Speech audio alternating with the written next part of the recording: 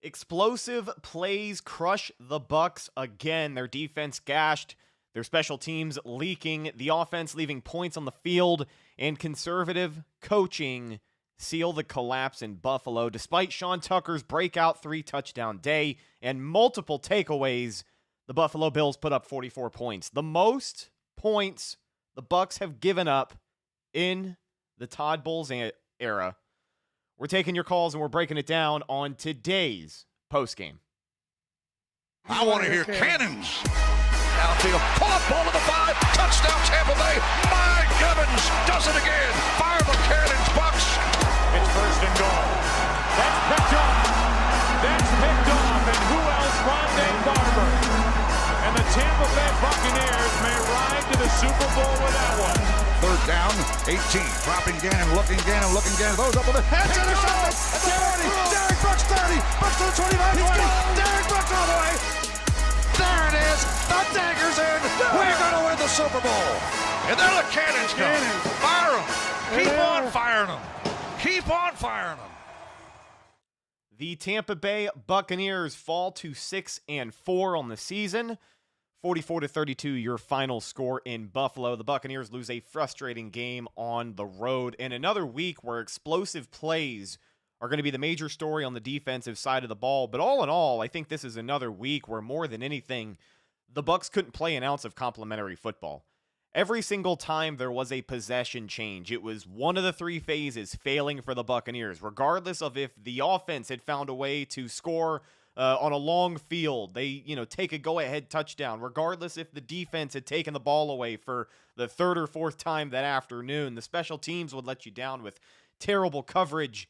It's really a lot of things going wrong with the Buccaneers at this point. And what else can I say? We are back. It is that time of year once again. The midseason slump is upon us. And the Buccaneers, again, lose their third out of last 4 games and fall to 6-4 on the season. You're going to hear about a historic day for Josh Allen. That's going to be one of the major talking points this week. 6 total touchdowns for the Buffalo quarterback. 3 through the air, 3 on the ground. And I don't think the Bucs have impacted a quarterback less than they impacted Josh Allen today. And that's saying something because he coughed up 2 interceptions, one of them very early on in this game. And, oh, man, it was just really downhill from there. The quarterback situation, Baker Mayfield, 16 for 28, 173 yards, 1 touchdown and a pick. He had a touchdown on the ground today. He wasn't good. Baker's my guy. Baker is still my guy. But today was not a good day for Baker Mayfield. Left some points on the board. Missed his receivers. Outright missed his guys. And it's happening week in and week out. And I think the regression of Baker Mayfield is a fair topic. And that is absolutely a topic that is going to be on the table today. Looking forward to your calls. 305-224-1968. The meeting ID on your screen, 747-973-0150. I want to hear your opinions. We got some callers early out of the gate. A disappointing performance for the Bucs. Still first place in the NFC South with a 6-4 record, but it does appear that midseason slump has returned. First call of the show. Who's this? Hey, can you hear me? My name's Thomas. Thomas, I can hear you loud and clear, my friend. How you feeling? Hey, man, not a popular opinion, but I think you guys have been rocking with you guys for a couple of years. I think you guys know where I'm gonna go. When you run for 200 yards going into the fourth quarter, you have to win that game. But what you had today on display was you see a disparity of a guy we're told is great and a guy we're told is an MVP, and we hear a bunch of excuses for. Man, Josh Allen went and made plays. You see the difference between Josh Allen and Baker Mayfield. Allen played like crap the first half. He still found a way for his team to hang a 40 ball, 300 yards, and what did he get? 6 touchdowns? I mean, it's just what it is. I'm going to get into more of this. I'm a long-time Bucs fan. I mean, before Warren Sapp even. Since Baker got to Tampa Bay, this quote-unquote resurgence, his record is 26-21 in the 3 years he's been here. He's 10-4 versus the NFC South, and he is 16-17 versus the rest of the NFL. Every single year, the Bucs have a losing record against winning teams. You're not going to go anywhere with this guy. It's just a byproduct of winning the worst division that it's been for like 4 years, and it's foolish to expect it to stay that way every year. This guy isn't going to get you anywhere. I don't know, I'm not a Baker fan. I'm a Bucs fan, and I just want to know your take on it. I'm calling my shot now, man. I just don't see it this year. I wonder what the excuses will be next year. He still has Ibuka and Cade Otton, who is on pace to catch 70 passes. He ran for 200 yards today. What? How many more excuses can it be? 3 years is a good sample size. I just want to know. I know he's quote unquote, he's a dog. He has moxie. He has swag. Blah blah blah. But it's always the same result. And I just want to know what you think about that, and anybody else really. Thomas, good call, my friend. I'm going to dive into it. Hopefully, we'll take some more calls. All right. We'll talk to you soon. Go Bucs. Okay. All right, man. Oh, sorry, Thomas. Didn't mean to cut you off there. Yeah, so, let's talk about it, because you know what? It's a fair criticism. I can come on this podcast and I can tell you folks that, yes, Baker Mayfield's still my guy, but it is a notable regression that we have had in the last 4 games. A few weeks before the bye week, we were talking about the injury affecting him, and I think that can be true, but he just hasn't been good. And I think outside of the injury affecting him, he was able to make some plays with his legs today, but there were so many windows of opportunity where he's just got to hit his guy. He overthrew Emeka Egbuka on the early red zone look the Buccaneers had. And they've been awful in the red zone this year. They are missing their world beaters. They're missing Mike Evans. They're missing Chris Godwin. A lot of the guys on the offensive wide receiver room here cannot do what Mike Evans can do in the red area.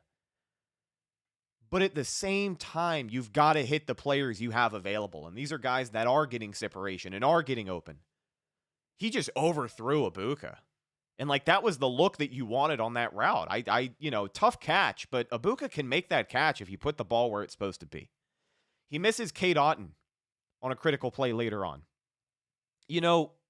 I do want to recognize the good things, because you know what? We've talked a lot, and this is just objective things that we have discussed. I want to circle back on. We talked about his ability to make plays with his legs and how that had kind of gone away, and we were curious if it factored into his trust in the offensive line or playing through that injury. We talked about the knee. We talked about the oblique. Running the football today, he made some great plays. 5 carries for 39 yards and a touchdown. Front flips into the end zone and lands on his freaking head, dude. Averages 7.8 yards per carry. But to Thomas's point, the Bucs had over 200 yards on the ground. Both of our running backs looked more than competent. Rachaad White, 10 carries for 51 yards, averaging over 5 a tote. 19 carries, 106 yards, 5.6 a tote for Sean Tucker. His first 3 touchdown game of his career, 2 of them on the ground, 1 of them through the air. He had 2 catches, 34 yards, and 1 touchdown. So your NFC Offensive Player of the Week will be Sean Tucker. And that should have been a bigger storyline coming out of this game for the offensive side of the ball. And trust me, we are going to get to the defense. I promise you, there is a lot to talk about on the defensive side of the ball. All 3 phases of the game today. There is a lot to talk about. I want to go back up here in the chat. Amazement 717 with a $9.99 super chat kicking us off here. Abysmal special teams coverage cost us. I know how Todd Bowles thinks, but we should have gone for it on 4th down. We gave up over 35 points, and we weren't going to stop them anyways.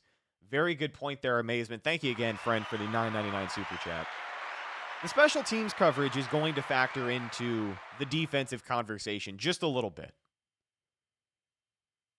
Because for a Tampa Bay Buccaneers defense, who was able to take the ball away 3 times, at least 3 times. I might be forgetting one. But one of them, their very first series on the field, to set up the Buccaneers in scoring position. They only come away with 3 points. That's where Baker had missed Ibuka. That's what we were talking about. But how many times today did the Bills start with the football at the 50-yard line or plus territory because of abysmal special teams coverage? That has become a trend. The explosive plays are becoming a trend. For this Bucs defense, they didn't affect Josh Allen at all today. He had unlimited time to improvise, and most of the time when he was improvising, it was a 20, 30-plus yard chunk play for Buffalo. They were on it. They were a well-oiled machine, and their pass game just tore Tampa Bay up. And that's incredibly frustrating. But special teams, man, I think if you're Todd Bowles, you've got to be furious. You have every right to be furious. And I think people have every right to be furious with Todd Bowles. I think there's a lot of questions about this Buccaneers team right now at 6-4. I think the fact that it's like a trademark midseason slump we're in is kind of laughable. Very predictable at this point, dare I say.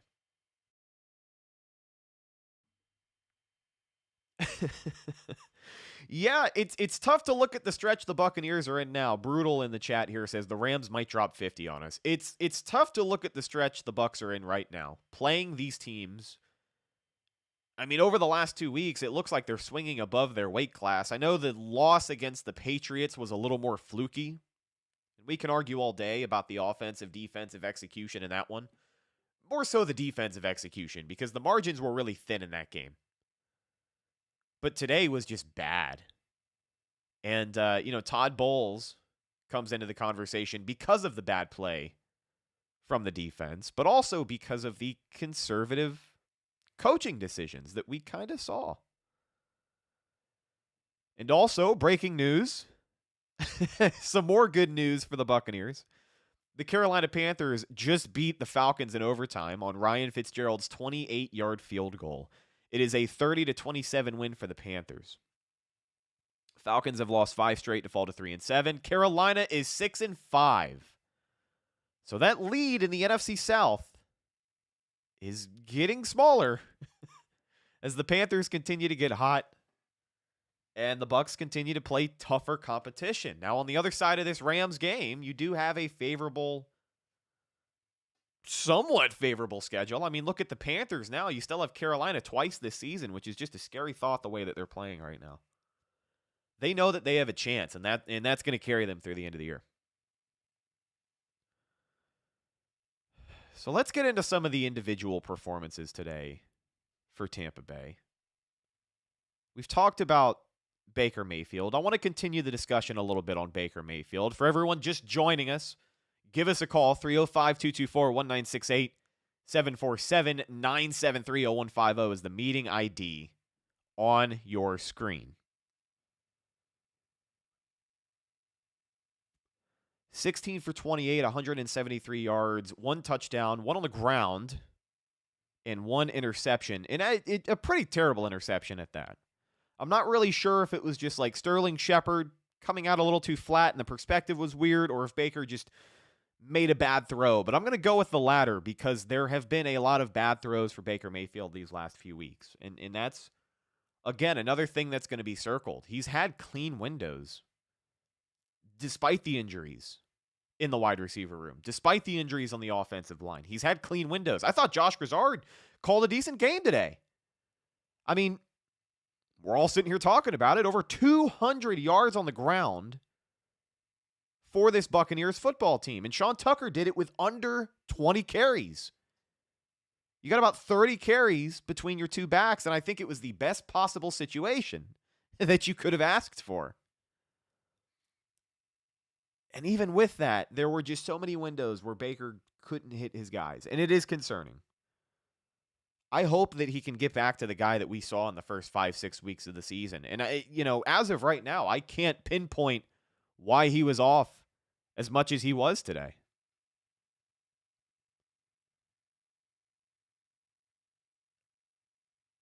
But I am worried down the stretch. I'm not going to lie to you. I would be lying if I said I wasn't worried about Baker Mayfield at this stage of the game. Because he's stringing together bad performances. And I don't recall the last time we have seen this many consistently bad days for Baker. And maybe I'm being a little harsh in saying outright bad because he is doing things well. Again, I want to praise his ability to, shake and bake out of the pocket and extend plays, make plays with his legs. He had very high success rate with the RPO today, and that factors back into Josh Grizzard's day calling the football. It was nice to see the RPO available to Baker. It seemed like an easy option for them, right? They had a lot of pre-snap motion. You had a lot of pulling guards and tackles. Tristan Wirfs got lead blocks on multiple touchdowns today. On that second Sean Tucker rushing touchdown, Tristan Wirfs was the lead blocker and didn't have to touch anybody because the last time he was the lead blocker on a Sean Tucker touchdown, he sent Jordan Poyer 5 yards through the air. So I don't think anybody was ready to go one-on-one with Tristan Wirfs in the alley there. So it's like things were executed well to a degree. It just never came together at the right time. And I think that there were too many concerning plays from Baker, man. And it really does scare me. The Ellen Play says, you realize Baker has been a top 3 quarterback this year. It doesn't get better than what you got. What more can you want? My friend, I am going to disagree respectfully, and I'm going to challenge you to look at just some of the plays that Baker has missed. That's not a top 3 quarterback in the NFL, my friend. And I was on this very show 5 weeks into the season calling Baker Mayfield the best player in football because he was. But this last 3 to 4 weeks, he's, I don't want to say done more harm than good, but he hasn't been that guy. And it is leaving points on the field for the Buccaneers. And if you want to deny it, then I think you're lying to yourself to some degree. Because the errors are piling up. And you've got other guys having generational days. Sean Tucker had a career performance. He gets one of those per year. And last year, they put up 51 points and beat New Orleans. This year, they fall on the road in frustrating fashion to the Buffalo Bills. We talked about Sean Tucker's day. Rachaad White, I thought, was good today. I thought he showed up big in pass protection again a couple of times. But 10 carries for 51 yards, had a couple of critical conversions, had a couple of nice catches out of the backfield as well. 2 catches for 11 yards. The one that I think is going to be not talked about enough was early on in the game. It was a screen pass to Rachaad White. I think it was like 3rd and 9. 3rd and 9, 3rd and 10. He takes it all the way down to the marker, and they rule him short. I thought the ruling was kind of BS, but 4th and 1. The Bucs are in the red zone, and that's where Baker on the RPO pulls it. Nobody even sees him walk into the end zone, flips on his head. Fiery start, right? We're so back in that moment. I was happy to see Baker make a play with his legs.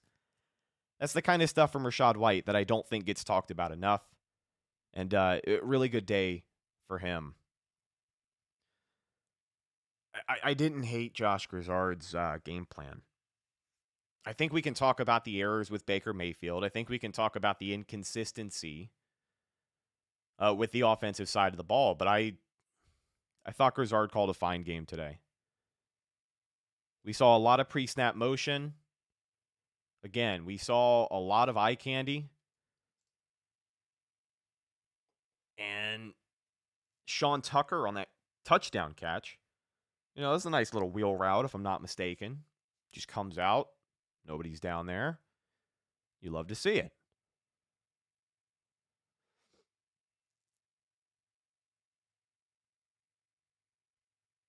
Appreciate everybody hanging out with us in the live chat. Dan Williams, Aaron Flannery, Rolf Steinbauer Sports, Pickle Dog, Ty, Amazement 717. Appreciate you for the super chat earlier, my friend. Adam Davies of Bucs UK, Brutal as Bucs. Very Thick Hog, Paul M, Mark Phillips, Frank G, Dub, Shark Bite, Willie Beam and the moderator holding it down. Thank you, guys. Sterling Shepard led the team in receiving today, 4 receptions for 54 yards. Not an explosive day by any means through the air, but I thought Sterling Shepard was the Bucs' best receiver today. I thought, I thought truthfully he was making some grown man catches out there today. Had a couple of big-time 3rd down conversions for Tampa Bay. And he's consistently been that guy. I think him more than anybody else. If you need a big third down this season, he's been one of the few guys to step out every single time, seemingly every single time. Couple of miscues, but a nice bounce back performance for Sterling Shepard after last week. Was kind of a dud for him last week. Going through my notes here, forgive me, folks. Back on the offensive line, truthfully, a dominant day up front, at least in the run blocking department. We talked about Tristan Wirfs having the multiple big lead blocks for Sean Tucker. And I thought there were times in this game where they should have ran the ball more. 29 carries on the ground between your two running backs. Baker gets 5. So you get a little over 30. I think we got 1 or 2 wide receiver carries in this game as well. Yes, we did. Sterling Shepard had 7 yards on a carry. Tez Johnson had technically 3 carries for 0 yards. I thought Tez at times today, it was hard to make a play. But I was expecting a little bit more out of him.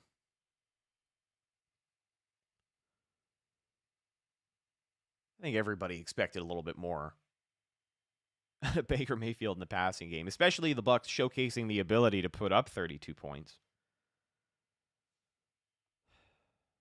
But just a frustrating day. On the other side of the football,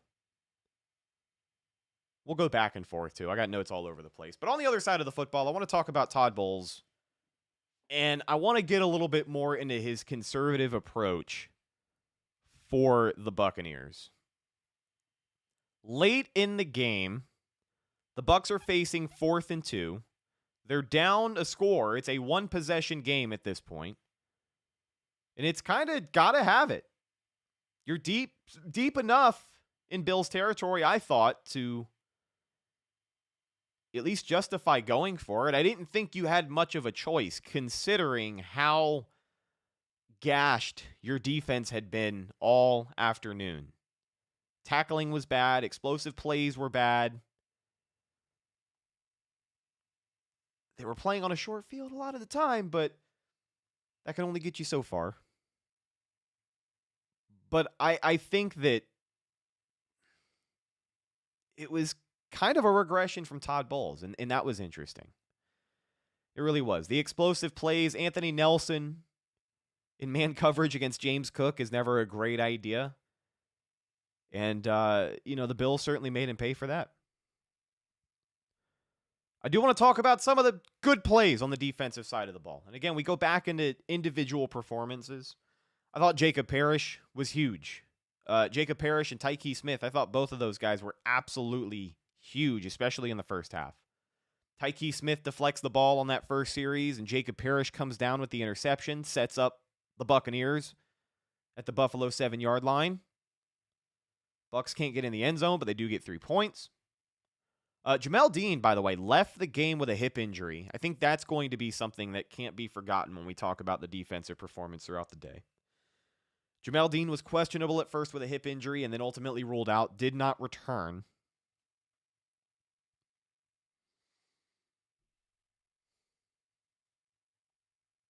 So, going back to Todd Bowles here, we talk about the lack of aggressiveness.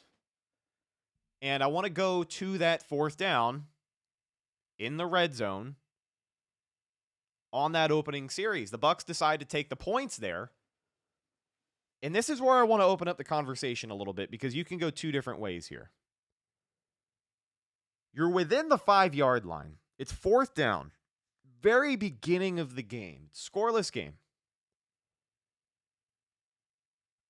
I'm surprised they didn't go for it right there. The Bucs, again, opt to kick the field goal and go up 3-0. But one of 2 things go through my mind.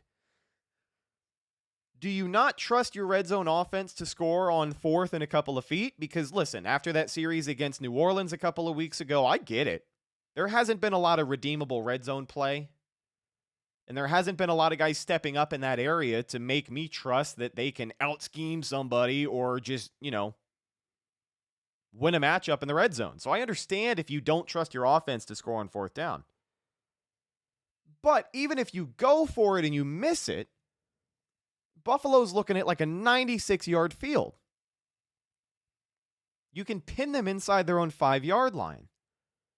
And I thought that early on in this game, at least at that point, maybe this isn't a valid question now because hindsight is always 20/20, but I thought at that point, maybe Todd Bowles was cooking, right? Maybe he just knew you couldn't trust the defense, but I liked the optics of going for it. I thought that it would have helped them stay aggressive to start that game. And again, even if you don't go for it, you can pin Buffalo back deep. Now, would they have scored? I don't know. By the end of this game, I don't think we have any kind of doubt that Buffalo can march all the way down the field.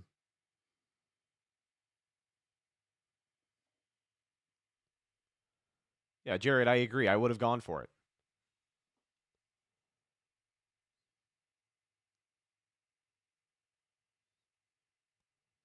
Just catching up in chat. I appreciate everybody hanging out with us live here. Over 100 people in the stream. 305-224-1968. The meeting ID on your screen. 747-973-0150. Please call me. I'm lonely. I need someone to talk to. I can't just sit here and yell in my room by myself about that Buccaneers performance. I need to vent to somebody. We need some sort of group therapy. I think we've reached the point in the season where people are starting to hit the panic button. And by no means am I hitting the panic button. There is a lot of, chatter about wishy-washy fans. And listen, I get it. I think the Bucs fan base is probably one of the worst in the NFL as far as just being overreactionary. I said a month ago on this show that the losses are gonna come our way, and when they do, people are gonna start freaking out. By no means am I freaking out, but I do think it is. I do think it is okay to question if the Buccaneers are a Super Bowl contender right now, and I know that might sound like a dumb question, because it's like, yeah, no shit. After today, they certainly don't look like Super Bowl contenders, and that's where the Bucs are right now. People are going to question who they are until they can get back to what they were. And so the Bucs are a bad team until they're not. I think that they are lacking in a lot of areas, and I think that it is more than valid to say that, yes, the injuries are going to factor into some of the shortcomings that they have had. 100%. Not having Mike Evans in a red zone situation is 100% going to factor into your red zone performance overall. Crazy thought, right? But having your weapons in the red zone is going to make you a better team. And the Bucs just have reached a point where they were leaking oil for a little bit, right? And I think a fluky win for New England. There were a lot of arguments to be made about where they potentially still were. And after this week, I think the facts are the facts. And with this Bucs team still as injured as they are, they're just not that team. They're a 2-tier team in the NFC with a lot of hot teams right now. It is really a stacked conference when you look around. And I know that there were some certain teams that lost today that's going to kind of shake some things up. But until the Bucs can figure it the hell out, man, they're just not a very good football team. And you can say it's killer instinct. You can say it's injuries. You can say it's whatever. But there were just execution errors on all three phases for Tampa Bay. And I'll pull this back up. Because this was, again, said by Baker Mayfield last week after the loss to New England. Maybe it factors into the loss. Maybe it doesn't. But I am just providing it for extra context here. For all of our audio listeners, we've got a Baker Mayfield graphic and calling back to his press conference last week where he called out the Bucs for their lack of killer instinct. And here is the full quote. Little things will get you beat. At some point when stuff comes up during the week and then it shows up on Sundays, you have to have pride about you. You got to have the fear of that failure and messing up for your teammates. You have to have that responsibility and accountability for the guys around you and get it fixed. Todd Bowles preached all week to this Bucs team about explosive plays. There was a bombshell report. I don't know about bombshell because it wasn't a huge shocker that Bowles was as pissed as he is. But there was a report late in the week from Scott Reynolds at Pewter Report that says Todd Bowles basically called up a couple of guys one by one in front of the team meeting and dressed them down on film and let them hear it. Screamed his ass off. Preached the fundamentals in giving up these explosive plays. And far too many times today, the Buccaneers defense gave up an explosive play. And it was an explosive play that the Bills had to improvise on. Every chance that Josh Allen had to improvise in the pocket, there was just no pressure. And he was able to do whatever the hell he wanted, man. I thought it was just consistently terrible. And I think that it really speaks to the performance today when you do look at the box score and you look at how many times this defense took the ball away. Don't forget the special teams. The muff punt, Josh Hayes forces the fumble, Ryan Miller recovers, and it sets up a Buccaneers touchdown. That is complimentary football. We just don't get it enough. That was like one of the few times today where the Bucs are able to make something happen and they don't immediately follow it up with a huge negative play.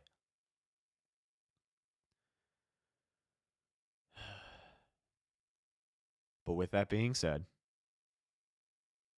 I am going to play devil's advocate here for the eternal optimists. I still think you can look at this Buccaneers team and all the games that they have lost this season, and you can take it one of two ways. You can say that the Bucs have lost 4 games against 4 good teams. Maybe the Buffalo Bills aren't great. Maybe they're not as great as people thought they were to start the season. But Josh Allen is that MFing dude, and we knew that coming into this matchup. That's not a shock to anybody. If you give up 6 touchdowns to Josh Allen, it's going to be hard to win a game. The Bills are a good team. The Patriots are 9-2. And you can say whatever you want about their schedule, but they are beating the opponents in front of them, and they certainly beat the Bucs last week. The Eagles are the Eagles, and the Lions are the Lions. You know, it's the NFC right now. A lot of teams are going to be racing, not only for their division, but for some good seeding down the stretch, and it's getting close, man. It really is getting close. So, have the Bucs lost to good teams, or can they just not beat good teams? Are they too injured to beat good teams? Is that excuse going to carry when you look at the execution breakdowns on tape and look at the guys who were available to do their jobs and then just simply didn't? I don't know. I'm not sure. Time will tell.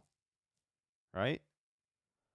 On the defensive side of the ball, I thought it was another week of Benjamin Morrison kind of getting picked on a little bit. Once Jamel Dean left the game, that's when we started seeing them target BMO a little bit more. Gave up a third down play on an inside slant. And then a lot of people are going to say that he got beat on that, oh God, what's that receiver's name for Buffalo? Shavers? On the big-time Shavers touchdown. You know, Bucs were in a weird look to begin with. That's when you've got Yaya Diaby in coverage where he shouldn't be. And Benjamin Morrison just kind of sitting in his zone. He had to bail out. By the time he bails, man, he just didn't have a chance. So, you know, a lot of soft zone defense from the Buccaneers today, which is a bit of a trend. But I think it was another week where an offense looked at a mismatch there and looked at the ability to pick on Benjamin Morrison. And I don't think he was...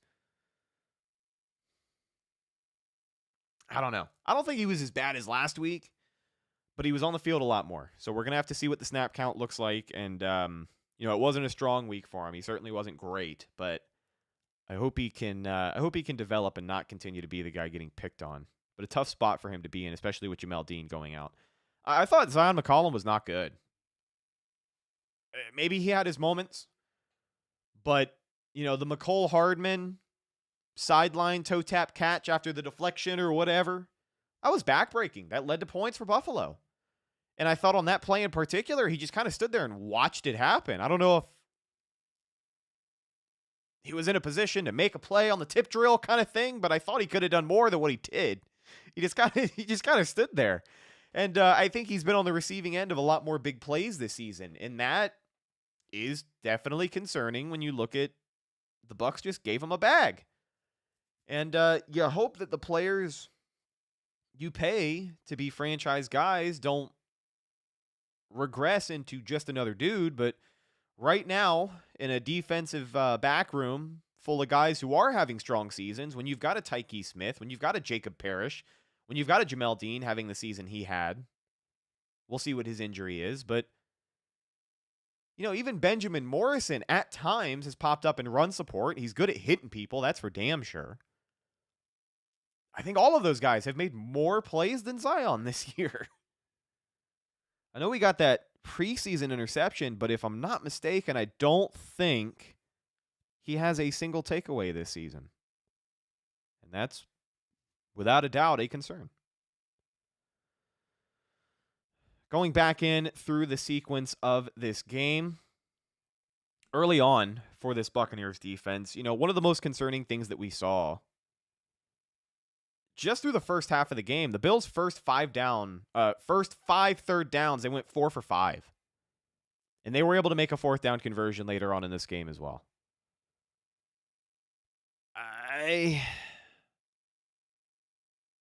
It's tough if you have a defense who can't get off the field on third down, man. It's a very tough look. I thought the pressure, again, going back to Josh Allen and their ability to affect him, they affected him on that first drive of the game when they forced him to make a mistake. He looked like 2018, 2019 Josh Allen on that first interception of the game. That was havoc. That was the most they affected him all day. After that, it was kind of fell off a cliff. Aaron, we will get to the special teams, my friend. I promise you. I think there were all three phases of the ball we could sit here and complain about for 20 minutes each and go ahead and call it a play. But just too many back-breaking plays. The long and short of it, for the Buccaneers defense, too many back-breaking plays, too many explosives. It's becoming a trend now. The Bucs have given up 10 touchdowns this season over 25 yards. I'm sure that this statistic has been updated even since then. But in the first 8 games of the season, the Buccaneers only allowed 5 plays of 40-plus yards. In their last 2 games, they have allowed 7. They are the worst team in the NFL at allowing explosive plays. As of right now. It just can't happen. And I think the most infuriating part of all of it is that we've been talking up this defense all year. The offense has had its own inconsistencies. And Baker was inconsistent today. He wasn't great. But they finally figured out how to take the ball away, and then they couldn't stop a nosebleed. The Buccaneers have 6 games so far this season, through 10 games. They have 6 games with multiple takeaways. That is the most by any defense in the NFL this 2025 season. And unfortunately, they gave you the performance they gave you today.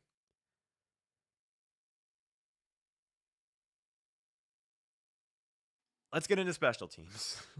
It's about that time. We don't seem to be getting a lot of calls. I understand your frustration. I understand if you don't want to talk about this Bucs team right now. I understand completely, but if you do, 305-224-1968, meeting ID 747-973-0150. All right, let's talk about this special teams. I can talk about the defense all day, but I cannot talk about this defense without bringing up the fact that they were playing on a short field simply too many times. You're not going to beat a team like the Buffalo Bills by gifting them field position with a special teams unit that can't tackle and can't cover. It seemed like you blinked after a big-time return for Buffalo, and they were in the red zone. Ray Davis, a running back, looked like Michael Spurlock just consistently putting them over the 50-yard line. So we can bitch and moan about the defense all day, but even the most elite defense in the NFL is going to have a hard time stopping Josh Allen from the 40 fucking yard line. I think there does need to be a conversation about the inconsistencies on the Buccaneers special teams unit this season. Because there's been inconsistencies everywhere, right? Again, the offense, you never really know what you're going to get on a week-to-week basis. Some of that is the quarterback play. Some of it is the injuries, but regardless, it leads to inconsistencies. The defense, I'm glad that they have made a trend of taking the ball away, but now, unfortunately, they have made a trend out of giving up explosive plays. So you can take the ball away from a team 4 times, and you can't guarantee that it's going to win you the game. The turnover differential should have been enough to beat a team like Buffalo. The execution between the lines just wasn't good. They're special teams, man. I think, dare I say it, more than any other unit on this football team has put them in more precarious situations, I think, than any other facet of this team so far this season. I do think there needs to be a conversation about the Buccaneers special teams coach. Jared Cox, call in, my friend. 305-224-1968, the meeting ID. 747-973-0150. On the ticker at the bottom of your screen, folks, if you haven't found it yet. It'll be scrolling by every few seconds. You should be able to get it. I look forward to hearing from you, but holy hell, the special teams unit has been bad. They almost allowed a block kick today. Luckily, the Bucs got bailed out because for some reason, the Bills had an offensive lineman playing special teams, and he's dragging guys and throwing them on the ground. So they get another chance, and Chase McLaughlin able to nail that one. But that could have been just another dagger in a long game full of terrible plays. I'm trying to look up this guy's name. Thomas McGahee. That's who it is. His second season as Buccaneers special teams coordinator. Brother, we need to have a conversation. I think if Todd Bowles is going to be screaming at, Antoine Winfield Jr. last week in a team meeting, and he's going to be screaming and preaching to his guys about execution, I think he needs to, pull old Thomas aside here and just have a few choice words with him. I just don't understand. I don't understand why every week there is one glaring unit.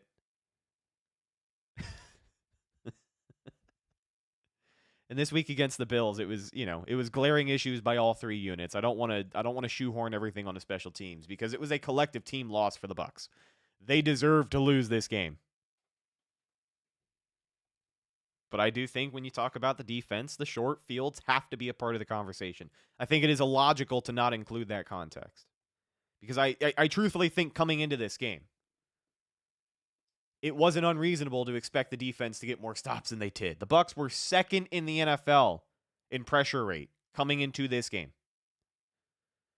We talked about their defense and the ability to produce sacks. They didn't do it last week against New England, and they certainly didn't do it this week against Buffalo, but it looked like for a little while their pass rush was consistently effective, regardless of if it was your 4-down lineman or if it was your defensive back flying off of the handle. Just did not get the job done.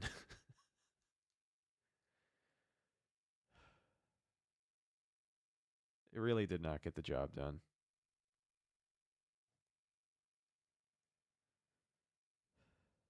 The worst part of it is, I am getting absolutely torched on Twitter. And I'm not going to make this loss about myself. That's kind of a narcissistic thing to do, and I don't like to do that. But, man, I'm getting ripped to shreds because the minute I give this defense an ounce of credit, and I go out on a limb and I say that this is the best the Bucs defense has looked in a long time, they shit the bed in front of the world. And they make me look like an absolute ass clown. I hit tweet And I said, this is the best Bucs defense in a long time. And what did they do? They repaid me by playing nothing but their worst football of the season. It's awful, man. It's awful. 305-224-1968. Dave says it's not working. There it is. All right. I see our people in here. We got a lot of callers. I'm going to get to you one by one. We got 4 people on hold, so I appreciate your patience. Thank you for holding on for me. Who is this? This is David. David, how you doing, man? All right, man. How you doing? Could be better. It's up and down, but it's same old Bucs football this time of year, man. Same old Bucs football this time. Yeah, I feel that. Been a Bucs fan for a long, long time. I lived in Tampa for 25 years. Seen this for years and years and years. It's just typical Bucs football, you know. I can't believe the special teams right now. It is ridiculous. I mean, they got to fix that. This whole year, our special teams has been shit. Yeah, I think it has put the Bucs in worse situations than any other unit so far this year. And Baker had an ugly interception today, and the Bills were able to take advantage of it, right? But he's only had 4 picks so far this season. Yes, he's made some boneheaded mistakes. Yes, he hasn't been the same quarterback. But I think that more than anything this season, the special teams has just put this team in a position to fail. Even days like today, where in that first half, it felt like you somewhat had a pulse on the offensive side of the ball, and it's like, all right, we can answer. I just thought the special teams unit was doing everything in their power to lose this game for Tampa Bay. And, luckily it worked because, again, going back to it, I don't even think the best defense in the NFL can stop Josh Allen on a 40-yard field. But final thoughts, my friend, before we move on here. I mean, I agree with you totally. I mean, every time when the kickoff is going, they're starting in their territory every single time. You're not going to stop Josh Allen, like you said. I mean, he's one of the great quarterbacks in the league. He's a big dude. You're not going to be able to stop him. So I just agree with you. They better tighten up the special teams. I agree with you on the defense, though, man. I mean, our defense isn't terrible. They just, I don't know, the circumstances they be in all the time, it just never works out for them. They got to tighten up that defense too. Yeah, it's tough to stay consistent, really, for any phase of the Bucs game this year. But I appreciate your call, my friend. We'll talk to you soon. Go Bucs. All right, go Bucs. Thanks, man. All right, let's hammer out these calls. I appreciate you guys holding for me. From the 423, who's this? Hey, man, this is Ryan. Ryan, how you doing? Doing good, man. Long-time fan of the show. Just wanted to finally call in, man. Been watching the show for a long time. Appreciate you, buddy. How you feeling about the game today? Dude, that shit pissed me off, man. Oh, my Lord, brother. So, listen, man, and my dad's a Bills fan, so I had to watch the game with him, and it wasn't great. So, a couple of things probably already been acknowledged on the show. Our special teams coach, what the heck, man, has to go. What is Todd Bowles doing with him still on the active coaching staff, sorry. I mean, I just can't fathom how he lets up 60, 29, 40, 40, and I think another one. Yeah. Probably one of the worst coverages I've seen in the NFL this year. I know that we've had that trouble earlier this year as well, but that was horrible. Them, for some reason, leaving Anthony Nelson on Cook for that one play, that was insanely weird. And, I mean, it just goes to show, we're a great team, really good team when we can be or, when we want to be. But I just think that we don't have the roster at all to end up making any kind of, deep playoff push. Yeah, it's hard, man. You look at the tools that the Buccaneers have, and I'm going to die on this hill. I think that Josh Grizzard is an offensive coordinator. It's hard to argue that he hasn't been handcuffed just with the series of injuries they've had to face. And honestly, with everything that we've taken in so far this season, I think all the injuries the Bucs have faced and all the guys that they have lost for extended periods of time, they're still very lucky to be 6-4. Like, when they were early on in the season, only had one loss on the year. Even when they were 5-1, I had this weird feeling that, they still felt like a team that the floor could kind of fall out from under them. You hate to see it happen this way with the injuries piling up, but I think that is a legitimate thing when we talk about just their ability and, their firing power, if you will. It hurts. It hurts. It's going to hurt not having Jamel Dean. It hurts not having Chris Godwin and Mike Evans. We'll see how effective Godwin can be if and when he ultimately comes back. Same thing with Bucky Irving. Hopefully we get them back in the lineup here over the next few weeks. But regardless, I don't think Chris Godwin or Bucky Irving would have changed the outcome of the game today. Bucs had over 200 yards on the ground. So that's where things get infuriating, right? It's the inconsistency. And I think we've reached the point in the season where it doesn't feel like you can rely on them to win games as easily as you could early on in the season. So it's frustrating. Any final thoughts before I let you go, my friend? Yeah, one thing, man. Also, Todd Bowles is supposed to be this amazing defensive mastermind. Like, that's why we hired him from our Super Bowl run, was because we thought he was so good at putting us in the right positions and coverages to make us, to put us in good position. And you look at the defense, we have Jamel Dean out, and I think maybe we have Kalijah Kancey and them. But if Jamel Dean and Kalijah Kancey is what's, putting you into position to let up 40 points a game, I just think that Todd Bowles probably isn't the guy, at least on defense. We need to get either DC or something, but that's what he's for. So I don't know. It makes me mad. Yeah, I think there's some legitimate questions that come out of this game. I'm excited to hear them all. I appreciate your call, my friend. We're going to get to some more. Go Bucs. Yes, sir. Go Bucs. Thank you guys for hanging on. Sorry for making you hold as long as you have. But we got our next caller. Who's this? Hello? Yes, sir. How's it going? Oops. Man, it's Bernard, man. Give me a call, man. BK Jackson. Woo. Yeah, I'm pissed, man. I don't even know how else to say it, to be honest with you. Let it rip, man. Much like everybody else is, but I'll try to, hopefully, I've been a host, so I haven't been able to listen. So hopefully I'm not redundant on a couple of things, but I will say this. What's the status on Hassan Reddick coming back? Because we need him. We need him bad. We were already not getting to the quarterback at the numbers that we like, but at least the pressure at some sense was there. Today, obviously, no pressure at all. Josh Allen was literally, 2 moves in the pocket away from a touchdown a couple of times. And not like dunk and go get it. It was like 50-yard bombs touchdown, which means that on the back end, these guys had a lot to develop on. What I will say is, and I didn't want to make this point my first point, but I will just for the sake of conversation right now, is that this really reminds me of when we did the whole drafting of the DBs back when we had when we first got Dean, when we first got Jordan Whitehead, when we first got 31, when we first got 24, and it was like growing pains because one of those touchdowns was like, Morrison, come on, bro. Like you're in the cover 3, you got to take that backside. And so we're seeing some of that in growing pains, and we have to unfortunately live with some of that as they developed. We're not going to have those same issues.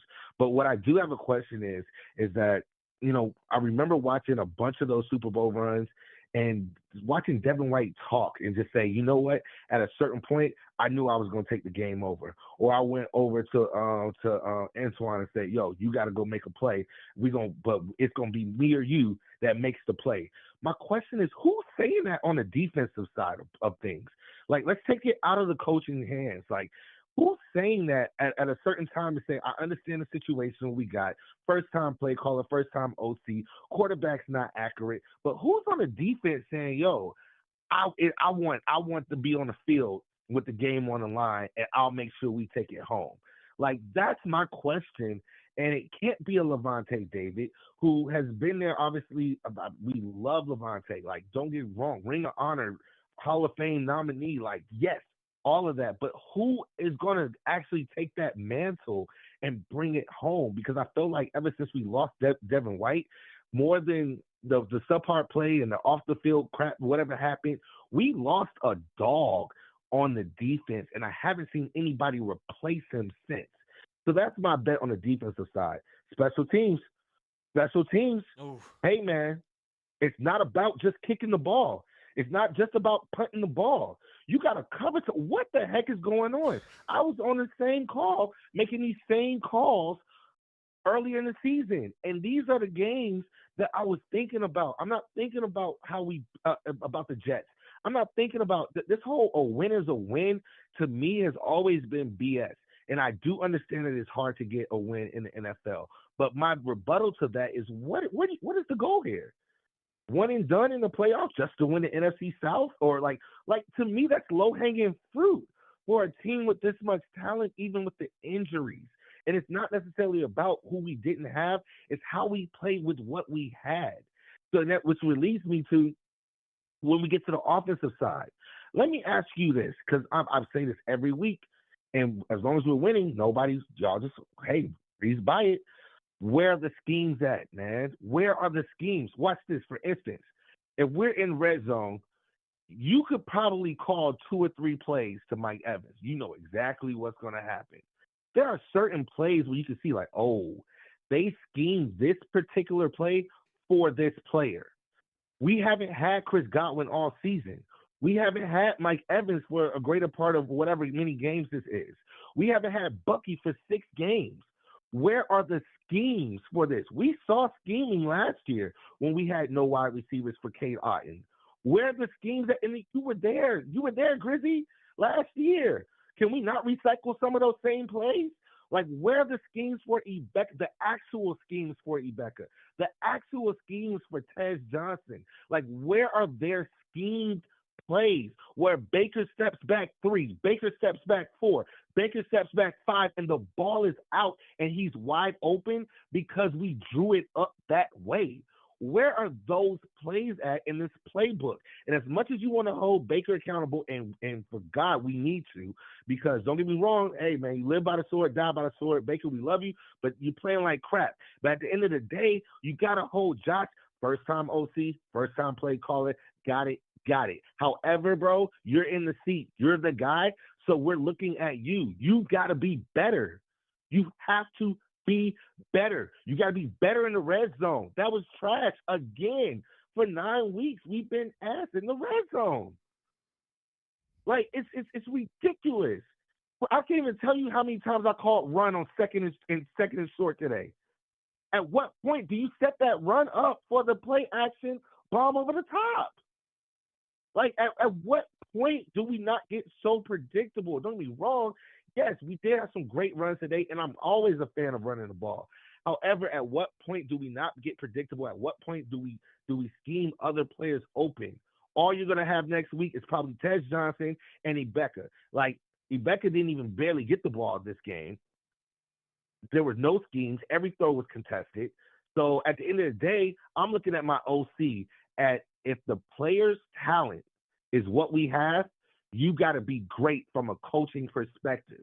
You got to be Mike Shanahan. I'm not Mike Shanahan, but you have to be Kyle Shanahan when he's down 3 quarterbacks, but somehow these guys are still winning. With no Christian McCaffrey, if he's out, doesn't matter. George Kittle doesn't matter. You got to be that good, bro. That's where you've got to be. And I don't want to hear it the first time. You're in the NFL. It's 32 slots. You got one. And so I'll leave it at that, man. Go Bucs. BK, great stuff, man. Go Bucs. I think you raise a lot of valid points there, and we're going to cover this somewhat quickly. On the offensive side of the ball, man, I think it is a valid point. We talked about the route concepts in particular, and I think Josh Grizzard, his ability to just scheme guys WAO, wide ass open, you don't see it a lot this year. You're really not seeing it a ton. Yes, the personnel is going to factor into that, but the best OCs in the NFL are going to get the absolute most out of the players that they have.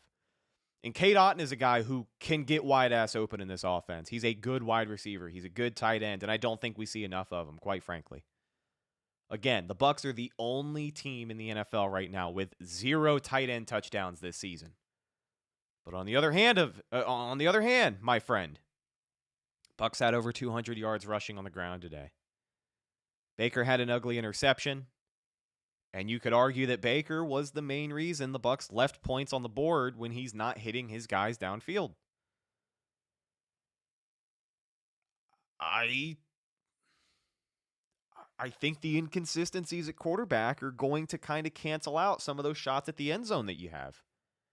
These last couple of weeks, we know for a fact that Tez Johnson would have another touchdown. Emeka Egbuka's target to catch rate, the ratio, he's right around like 58 to 60%. And I'd say that 40% of those misses, probably 30% of them are on the quarterback, just not hitting his guy.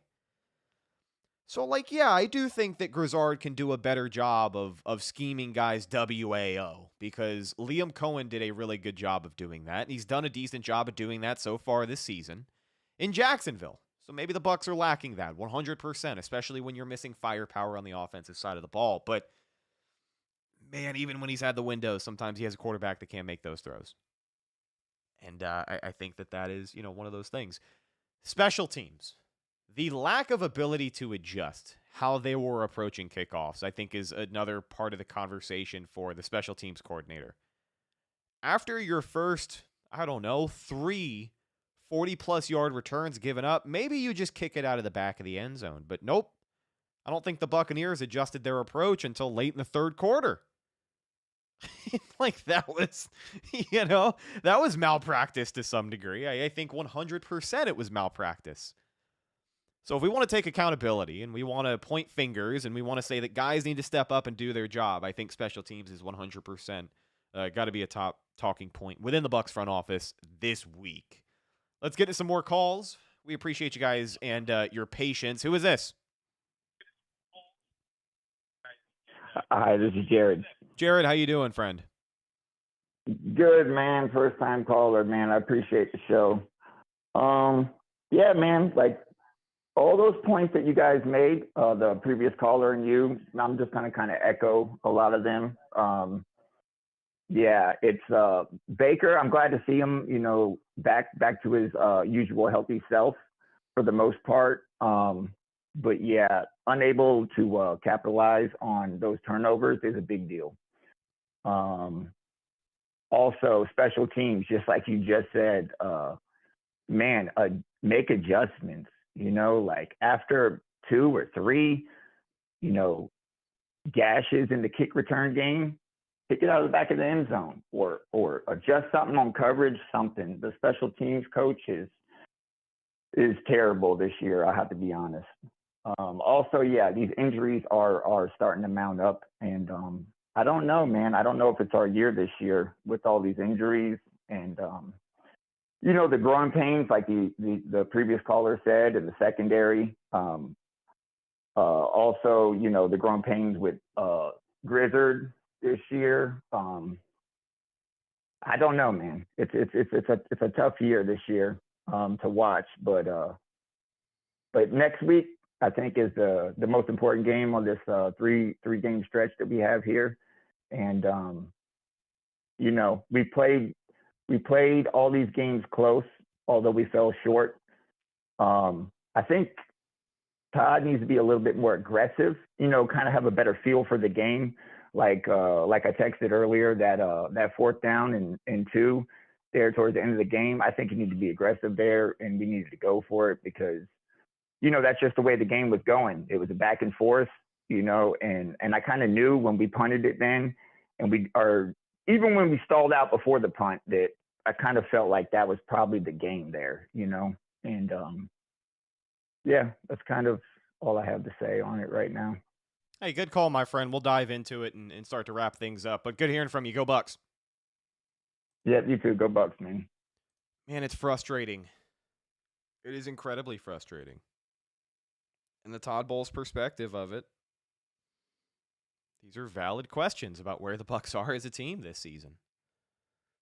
The second half of this year is going to be not only defined off of what they do against LA, but I think ultimately defined on how they perform against the Panthers to close out the season. Atlanta's kind of fallen off the wagon. Michael Penix is busted up right now. The Saints are the Saints. We don't really have to talk about that, but you still have to be prepared. And the Panthers are the fighting Dave Canales right now. They know that there is a division lead in sight.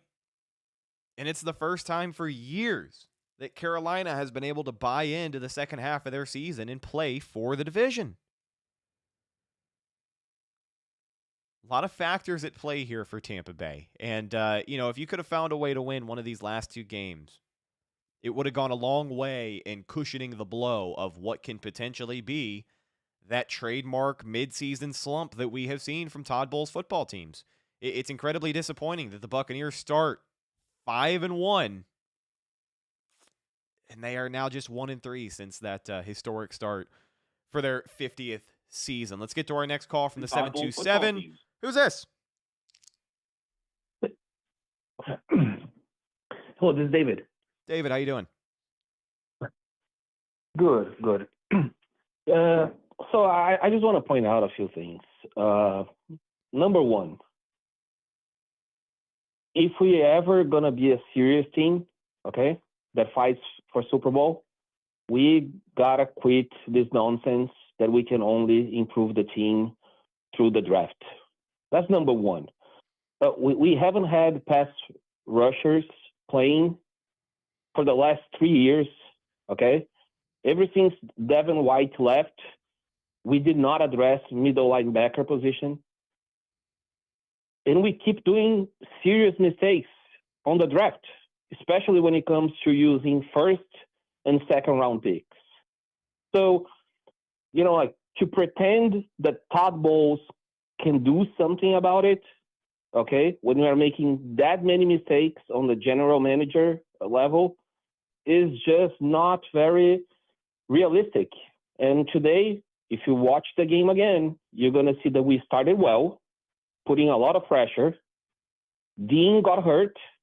And from the moment Dean got hurt, they start picking on Morrison all day long. And that's how they found most of the plays to extend drives and to score and so forward.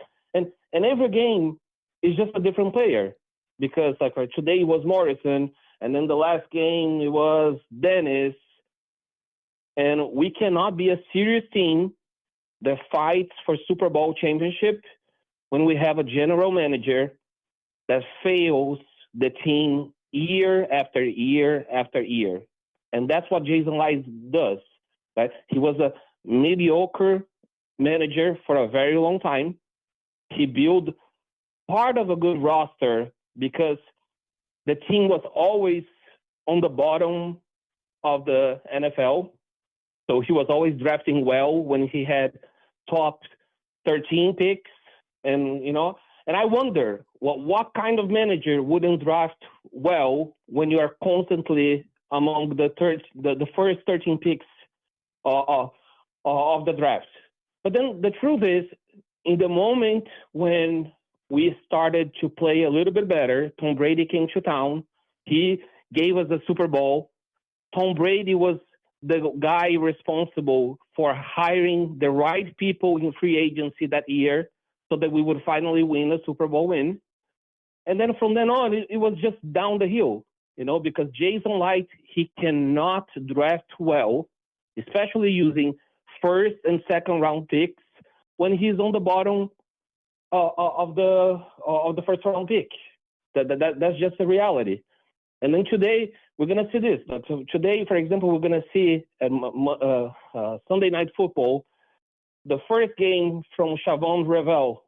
He was drafted by the Cowboys, and we're gonna see what we miss, because once again we always go with a fancy pick instead of just getting the sure thing. And I'm sick and tired. We have so many issues on the offensive line. And of course, Baker cannot play well that way. You see, I don't remember if you guys remember the last year of Tom Brady playing here. And we lost Jensen. Jason Light traded Shaq Mason for a 7th-round pick. And he was he was seeing ghosts all year long. And he was Tom Brady. So, of course, Baker Mayfield will have problems. We don't have receivers. We don't have offensive line. the defense, when it really needs to make a stop on a third down or on a fourth down, we have no confidence.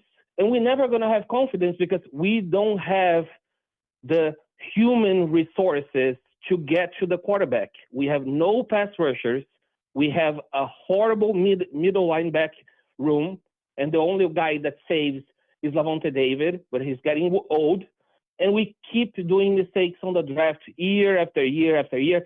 So I just hope at this point that if we lose again, because we just don't know when we're going to lose, right? We're not going to go to the wild card and the Panthers will take our place, or we know that we're going to lose the wild card round because we have not done enough to make the team better. And I just hope that we as a fan base, we start demanding things from Jason Light, because for me, he is the biggest responsible for all these losses and for the team not improving. David, appreciate your call, my friend. We're going to break it down and wrap this thing up, but thank you for holding on as long as you did, and we'll talk to you soon. Go Bucs. Okay. Some scorching hot takes there from David, our final caller, and let's get into it. A lot to break down here.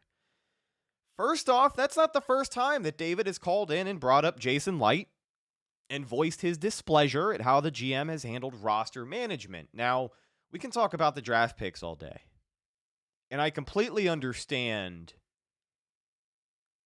the thought process in number 19 being more of a flashy pick instead of taking the sure thing. And the sure thing being, I think for this Bucs team right now, is linebacker help, right? Jihad Campbell would have been a home run pick, especially a great fit in this Buccaneers defense. He's balling out for the Philadelphia Eagles. You know, that's what people are going to look at. But I think it's hard to argue against Emeka Egbuka considering the wide receiver injuries. And I'm not going to say that without Egbuka, this offense isn't in the same space that it is now, but I bet it's worse. I bet it is a lot worse. With the losses like this, and the losses like New England, and you look at their lack of pressure on the quarterback, I do think it is a valid thing to bring up the trade deadline and the lack of moves. With Hassan Reddick being sidelined for God knows how long, they got a lot of dudes at edge rusher, and a lot of dudes that aren't doing a lot. Yaya Diaby has been really good this season at applying pressure. He was really good last season at applying pressure, but today that amounted in no sacks. You know, it can only get you so far. And you can only work with the personnel that you have. So, yes, I agree with that sentiment. But I don't know if I'm ready to just say that, like, Jason Light takes the flashy guys in the draft, because I think these guys in the draft that he's taking have been contributors. Jacob Parrish was probably one of the defensive players of the game. He was all over the field today. So I don't know, but I'm curious to hear the chat's thoughts on Jason Light here. David's criticisms about the Bucs not addressing linebacker, right? Ever since Devin White left, it seems like the Bucs have been inconsistent at linebacker. Lavonte David's just not the same guy he was, and he can't do it by himself, especially in the condition that he is. So it's a valid criticism. I think you can look and say, yeah, I'd give up a third-round pick or a fourth-round pick for one extra contributor on the defensive side of the ball. But would that one contributor on the defensive side of the ball change the outcome of the game today? I don't think it would have. And then getting into Baker Mayfield. He talked about the offensive line. David said it's hard for Baker to make a play behind this offensive line. And I think the injuries are valid. I think it is a very, very uphill battle for any starting quarterback in the NFL when you start the season with your starting center playing left tackle and your starting guard playing center and practice squad guards coming in, and then your right guard changing every 2 to 3 weeks. There have been lacks of consistency there. But here is the worst part of all of it. When I talk about Baker Mayfield's performance against Buffalo, PFF currently has a 17% pressure rate for Baker Mayfield against the Buffalo Bills. One of the lowest in the league this season for any team in any game. That's really good considering every hurdle they've had to jump over on the offensive line. The Bucs O-line was dominant against Buffalo. They ran for 200-plus yards on the ground. Baker Mayfield was averaging over 5 yards a tote. They were utilizing RPOs. When have we seen that consistently work, especially for Baker Mayfield, who hasn't been running the football? They did a good job protecting Baker today, and I thought more often than not, Baker let the offense down more than the offensive line did against Buffalo. But that's just on that topic. And David, I appreciate your call. Everybody else, I appreciate your calls. A lot of great calls today on the show. And we always want to find silver lining after a loss like this. We always want something to look forward to heading into the week. So I will tell you this. The Bucs are back on primetime next week. I can't even say it with a straight face. The Tampa Bay Buccaneers are on Sunday Night Football next week against your MVP frontrunner Matthew Stafford and the Los Angeles Rams, a Sean McVay-led team that always seems to find new and creative ways to kick the Bucs' ass. So as of right now, I don't expect much to change between now and next week. I have probably the least amount of faith heading into this game against LA that I have had all season.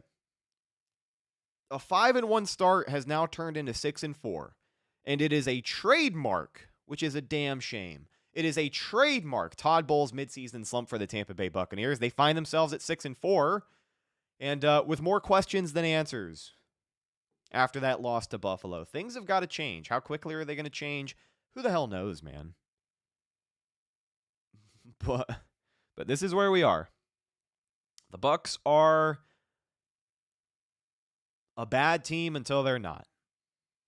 Because, yes, they are stiff competition for these good teams in the AFC and these top-tier teams in the NFC, but they're making too many self-inflicted mistakes, and they're breaking down at too many critical junctures for me to believe that they are the team they were when they sat 5-1.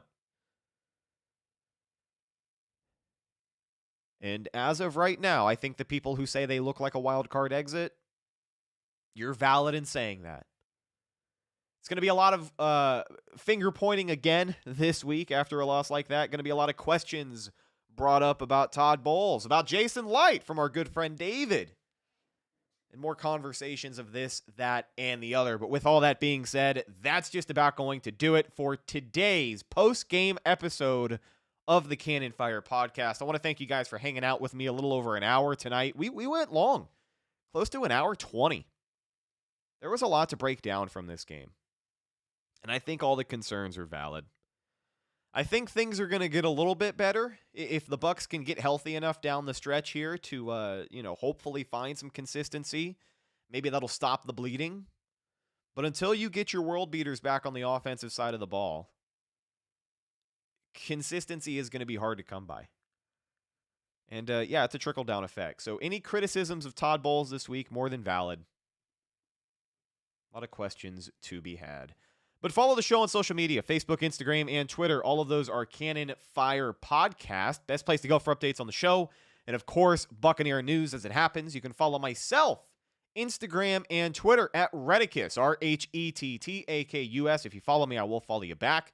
And please check out the Rondé Barber Show. We record every single Wednesday with the Pro Football Hall of Famer, Tampa Bay Buccaneer Ring of Honor member.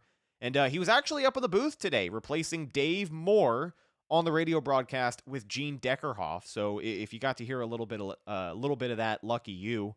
I put him on in the first quarter, but he was like a full play behind. So it was hard to stick with it because I prefer to be a little bit more up to speed. You know what I mean? But great stuff. Looking forward to that conversation. And thank you to everybody for hanging out tonight. All of the moderators, Amazement717 with the $10 super chat, and all of our callers, thank you for holding.